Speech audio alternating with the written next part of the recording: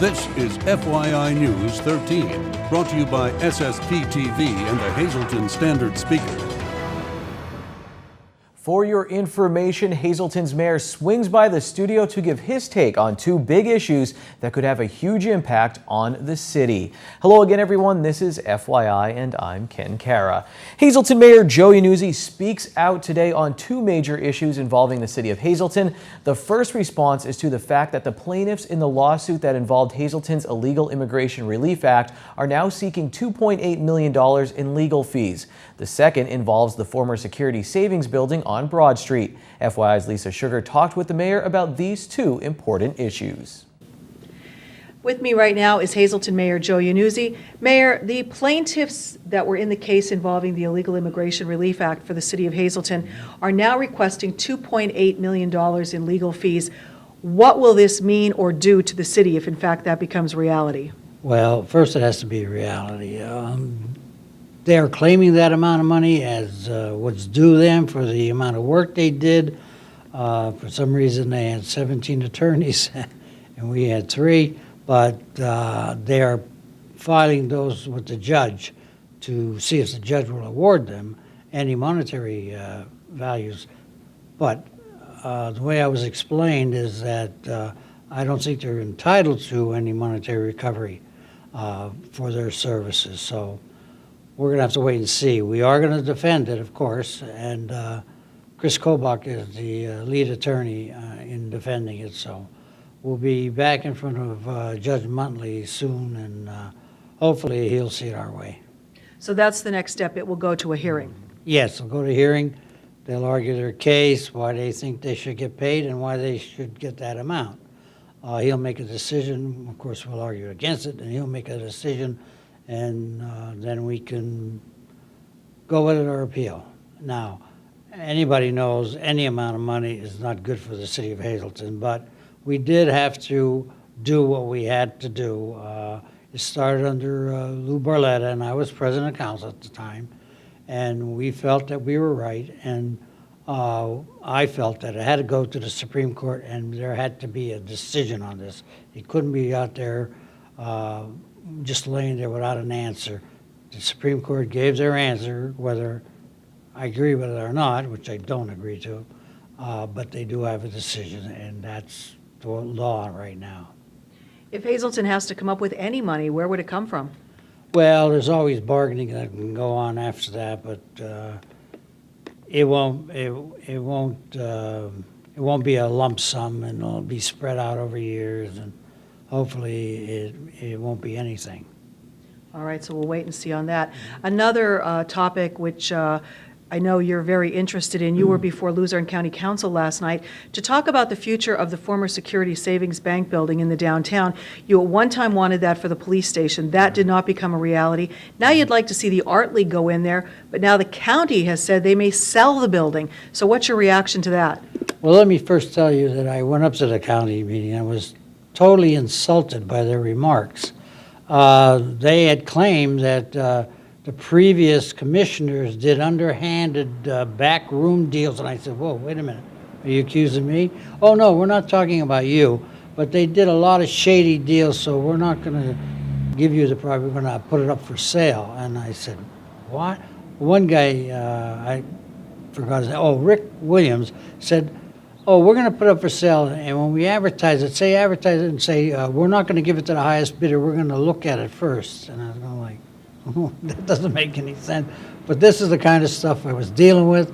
They've been in trouble with their budget, and now they're making the city of Hazleton a scapegoat. They aren't going to pay our percentage of the grant we get for the transit. They want us to pay $130,000 for that, but they have it in their budget, but they're not going to pay it. They owe us $290. They're not going to pay us that. They're going to sell the building. It's like we're financing the county government. I just totally lost it up there because of the remarks and the way they talked to me like I was some sort of criminal, and I did not like that at all. I don't understand what they're doing. They're talking about maybe we'll have another meeting, or maybe we won't. Maybe it'll go in front of our property. It's just disgusting. What is your hope for that building? Well, we had hopes for the Art League to try to do something.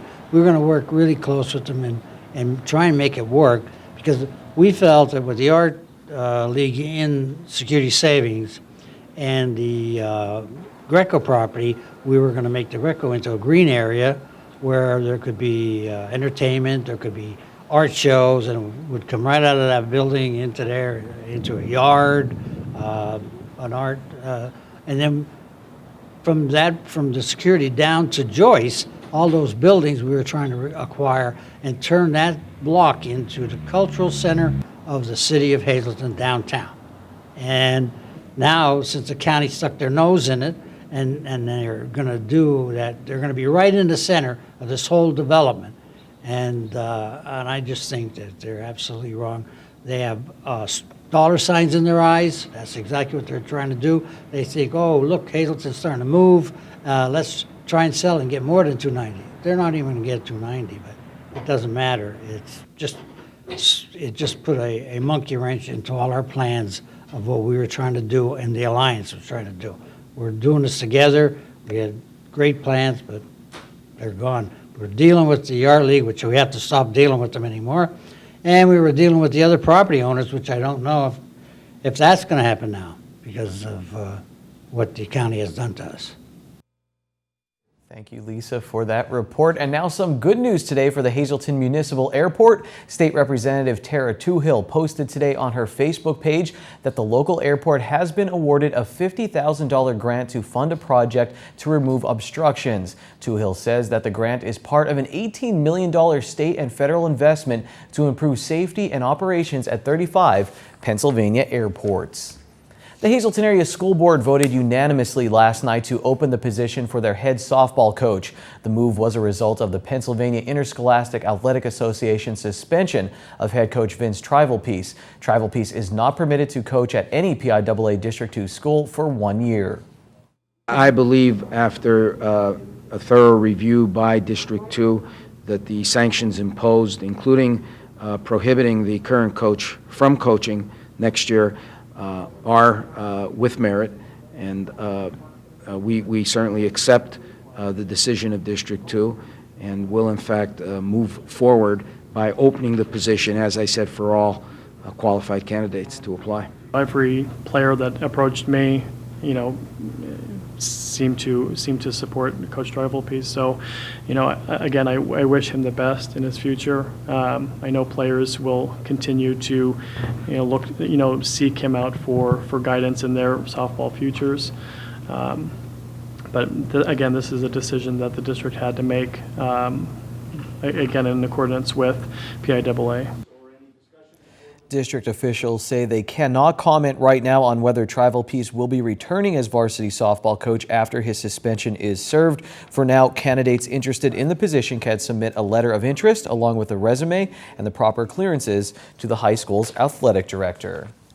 A former Hazleton man says he is lucky to be alive after an incident on July 4th, 2013. According to the victim, 59-year-old Patrick Crawford, he was celebrating with friends in one part of Hazel Township, enjoying a private fireworks display, when for no reason a neighbor who was walking up the street holding a bat, 51-year-old David Klein, came onto the property swinging the bat and attacking Crawford. Crawford was hit in the head with the bat. State police were notified. Crawford was rushed to a trauma unit and has since had plastic surgery after almost losing his ear. Klein will now spend 27 to 60 months in a state correctional facility after being convicted of that assault. And now here's what our media partner, the Standard Speaker, is working on: an update on the water situation in Stockton, where residents were told not to drink the water. You can read all about that in tomorrow's edition of the Standard Speaker. Stay tuned to FYI, because when we come right back, it's time for What's the Sense, where you can get decorating tips. And in sports, we go camping with the Colts. We'll take a look at the 2014 Marion football camp. This is FYI News 13, brought to you by SSPTV and the Hazleton Standard Speaker. Well, today we're talking about milk paint. I myself don't know what milk paint is, but Tamara does, and she's here to inform us how we're going to use it and save money while decorating. Saving money. It's all about saving Love money. it. Miss Mustard Seed Milk Paint is my all-time favorite ever paint. I am not a patient person when I paint. I am not a very I'm a very, very sloppy painter, so this is awesome. It's a totally natural paint. It's so easy to use. You could take something like this and make it over to be amazing. It comes in 18 different colors. She has tutorials online of all the different ways you could make things look antiqued, or just hemp oiling something is like huge. It can make a total difference in something old. She has a book. I met her. She's amazing.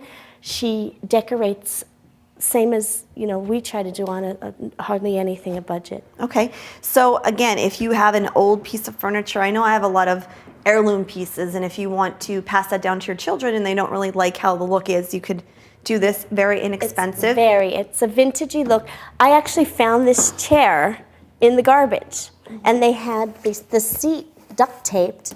I mustard seed painted this. You see how it gives it like that little bit of like a tarnished look? Yeah, like a worn look. Love it. But there's different looks to all the different colors you can do. So I'm going to start having workshops here. Yay! So they're very fun. They're inexpensive. I have lots of little samples. So next time I'm doing something else here, you'll see this all done over. All right, let's get on my painting. website. We'll go to your website, and next week we are working with burlap. So make sure you join us right here on FYI. Time now for FYI News 13 weather.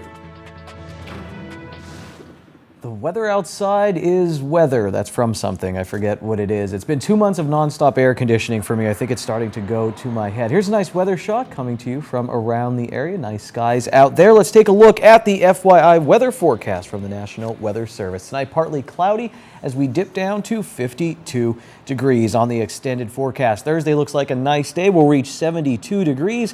Thursday night will be clear. The low will be 56. For Friday, we're going to reach up near 80 on a sunny day. And then at Friday night, 20% chance of showers after 2 a.m. On Saturday, there is a chance of thunderstorms before 8 a.m. The high will be 76 degrees Saturday night. Again, a slight chance of showers and thunderstorms. Sunday, 40% chance of having some rain and thunderstorms in the area. Mostly cloudy day, high 76. And Sunday night will dip down to 60 degrees. Tonight's weather is brought to you by Valley High, the area's oldest ice cream and fast food restaurant. Stop on in for a cold treat including our ice cream and yogurt, or some hot food including our burgers, hot dogs, fries, and much more. That's Valley High, Route 93 in West Hazleton. Treat yourself today. And in tonight's community calendar, Holy Trinity Orthodox Church on 223 South Kennedy Drive in McAdoo. They will serve a free meal this Sunday, July 20th. The dinner will be held from noon till 3 p.m., so everyone is invited. And here are your midday winning Pennsylvania lottery numbers. First, the daily number 757. Now the big four 3847, Quinto 28366, and Treasure Hunt 2423. 26 and 27. We'll get you updated on all the baseball happenings around our area next in sports.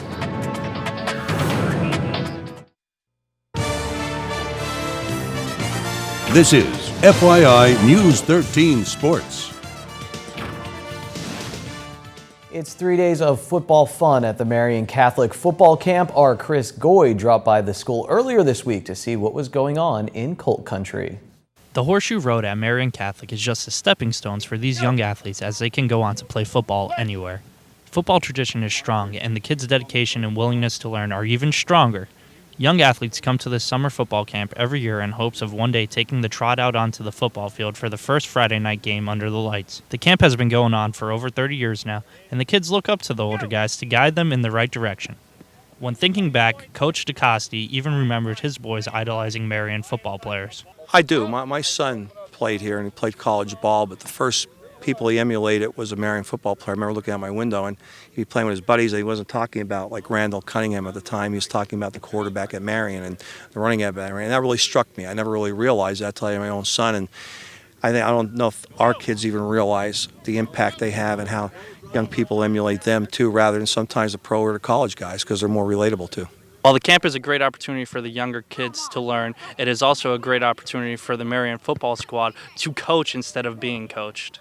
AJ Wolk, a senior guard and defensive end, feels the kids follow him and his teachings.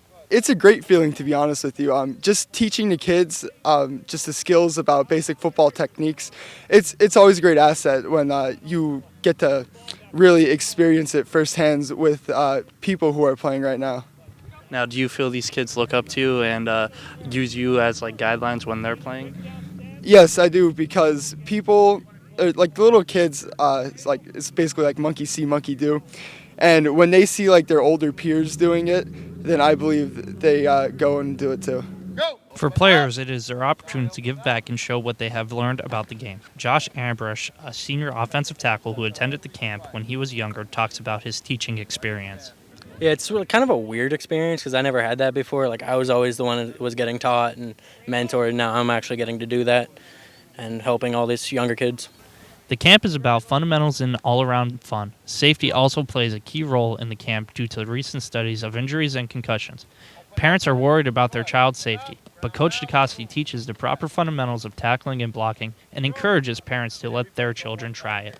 Well, high school's introducing the targeting rule this year, which you've seen in college and in the pros, which I think is a plus. I have a great paper from the Chronicle of Higher Education, and the title is "As Football is Not the Only Sport." And it goes to the point that football compared to wrestling, soccer, hockey is no better or no worse, and baseball is only a little bit better as far as concussion incidents. So it's a tough physical game. There's going to be injuries, but I think the coaching styles now, the equipment, the awareness now is making it, even safer than it's been. You're always going to have injuries riding a bike, but there's a lot out there now. As a coach that's 61 years, been coaching 40 now, I believe every young person should play football that has an interest, because it's the greatest game around. I'm prejudiced.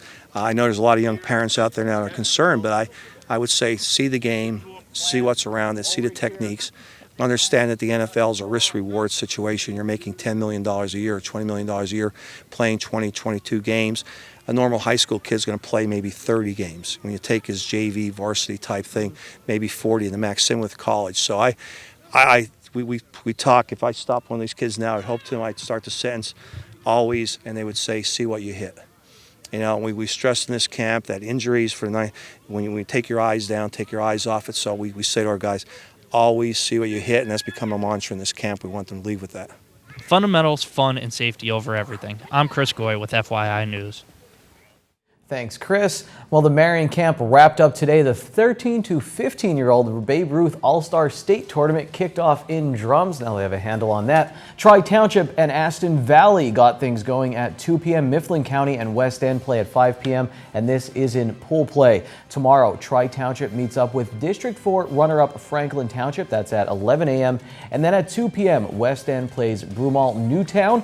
And the day ends with a 5 p.m. game that features District 4 champion and the host, Valley against Aston Valley. The Valley East 11 and 12-year-old All-Stars fell to West End 10-7 in the Section 6 tournament. The loss ends their season, but what a run it was for the District 18 champion Eastsiders.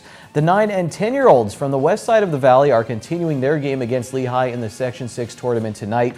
The game was suspended during the 4th inning on Monday due to rain. Valley West trails 9-3. It's Wednesday, and here's some delicious alliteration. It's signature steak night at Bottlenecks. All of their signature steaks are only $9.95 plus bottomless soup and salad for only $2.95. Good evening, everyone, and here's tonight's Talk of the Town report. First tonight, happy 65th anniversary to Bob and Marlon Pensock.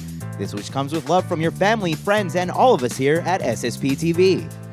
And finally, the 61st Annual St. Jude's Picnic will be held August 8th, 9th, and 10th at the church grounds on Route 309 in Mountaintop. We'll be having great live entertainment every night, plus great food, games, theme baskets, beer and wine tent, and much more. That's the St. Jude's 61st Annual Picnic. That's tonight's Talk of the Town.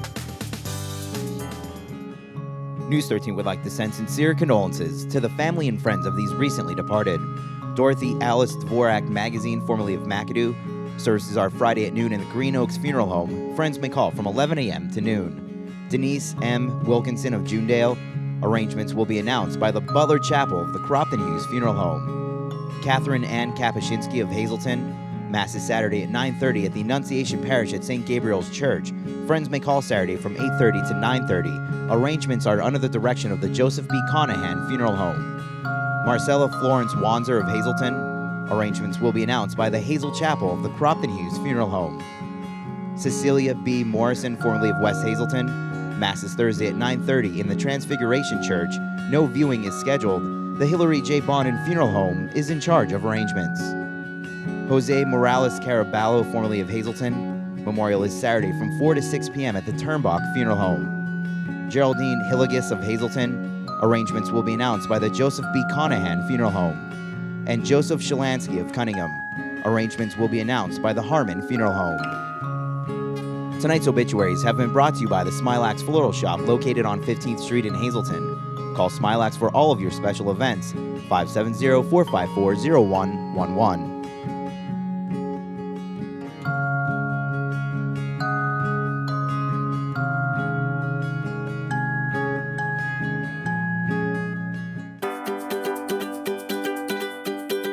My name is Leanne Falabelle. I'm the Vice President of Marketing at the Greater Hazleton Chamber of Commerce, and today I'm going to talk about our annual golf outing and on-course business exposition.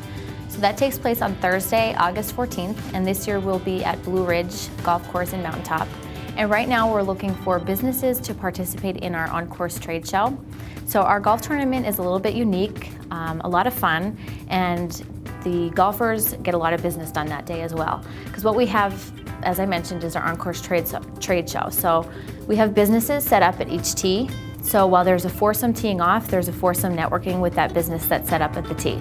So it's really a unique opportunity for those businesses. As I said, they really get interactive with the golfers. They get to meet the golfers one-on-one, and the golfers really enjoy it. So if anybody is interested, any business, chamber member business is interested in participating in the expo, they can contact myself here at the chamber. If we have anybody that's interested in golfing, any chamber member golfers from businesses throughout the Greater Hazleton area, they can also contact us.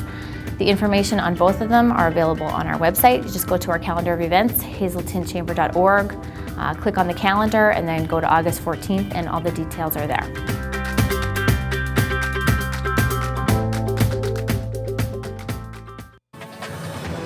Attention pay-per-view subscribers, if you see your name right now on News 13, you'll have 13 minutes to call in and win a free movie from Service Electric Cablevision. Our winner tonight is Peter Bowers of Mahanoy City. Peter, if you're watching, give us a call right now, 570-459-9813 to win your free movie. Our Mike Terleski just recently uploaded some bonus content from the Furwood Music Camp, so check that out on our YouTube page and our Facebook page. Thanks for watching tonight. We'll see you tomorrow. Until then, take it easy.